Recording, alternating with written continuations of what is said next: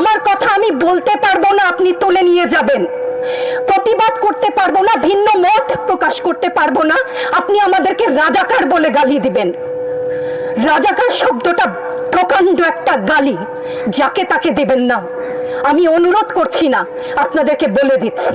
ছাত্রদের কথায় আমি কিছুটা পরে আসছি, সেখানে আমাদের সহকর্মীরা যারা বলেছে সেখানে আমি পূর্ণ একমত। আমাকে একটু বলে দেবেন আপনারা, মুক্তিযুদ্ধের চেতনা কি ছিল দেশের হয়ে? আপনারা বলবেন যে যারা শুধুমাত্র আমার বাবা মুক্তিযোদ্ধা ছিলেন তাই আমার অধিকার প্রাপ্য অনেক কিছু, সেখানে পূর্ণ সহমত। কিন্তু এর পরবর্তী কাল থেকে আজ পর্যন্ত যে সমস্ত মানুষ দেশের বিভিন্ন জায়গায় বিভিন্ন ক্ষেত্রে নিজের স্বার্থ বলিদান দিয়ে দেশের জন্য কাজ করে যাচ্ছে, সব পথে উপার্জন করছে, টেবিলের তল থেকে 10 লাখ 5 লাখ টাকার কোটি টাকা তো বাদই দিলাম না, সেই সমস্ত লোক সম্বরণ করছেন, তাদের মুক্তিযোদ্ধার চেতনা কি কিছু অংশে কম? সেই প্রতিবাদ করলে আপনি আমাদেরকে বলবেন রাজাকার। রাজাকারের বাচ্চা, এটা প্রকাণ্ড গালি, যত্রতত্র দেবেন না।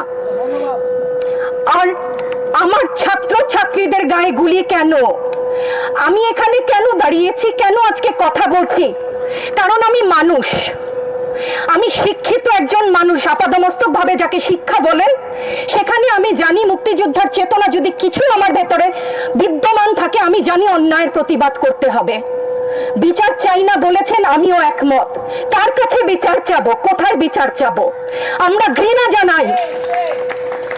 আমার ছাত্রদের গায়ে আমি সারা রাত ঘুমাতে পারি না, তাই এসছি যে আজকে যদি কিছু বলে যাই এক পলক ঘুমাতে পারি। যেই বাবা মার বুকটা খালি হয়ে গেছে, তাদের ঘরে কি চলে, কোথায় আছে তারা, কিভাবে আছে?